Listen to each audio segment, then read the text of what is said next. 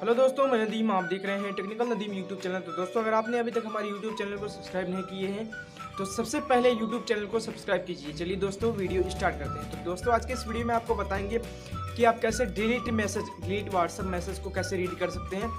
ज़्यादातर यूज़र्स को प्रॉब्लम ये होती है कि कोई भी फ्रेंड्स उनका कोई भी मैसेज भेजता है तो वो डिलीट कर देता है, इंस्टेंट डिलीट करता है।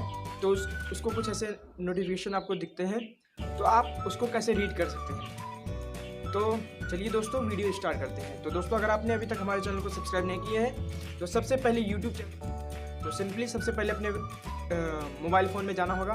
मोबाइल फ़ोन में अपने प्ले स्टोर पर सर्च करना होगा नोटी सेव, यानी कि नोटिफिकेशन सेव। एक ऐसा एप्लीकेशन है जिसके मदद से आप जितने भी नोटिफिकेशन है उसको सेव हो जाएगा, आप उस पर ईजिली रीड कर सकते हैं। तो सबसे पहले आपको इस नाम का एप्लीकेशन इंस्टॉल करना होगा और हम इसको डिस्क्रिप्शन में लिंक दे देंगे, तो आप वहाँ से डायरेक्ट डाउनलोड कर सकते हैं। तो सबसे पहले आपको नोटी सेव नाम का जो एप्लीकेशन है उसको इंस्टॉल करना होगा।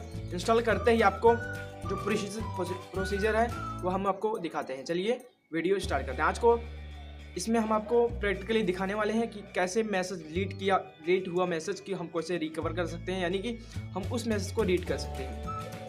इस ऐप की मदद से हम डिलीट मैसेज को कैसे इजीली रीड कर सकते हैं, सबसे पहले ये हम जानने की कोशिश करेंगे। तो चलिए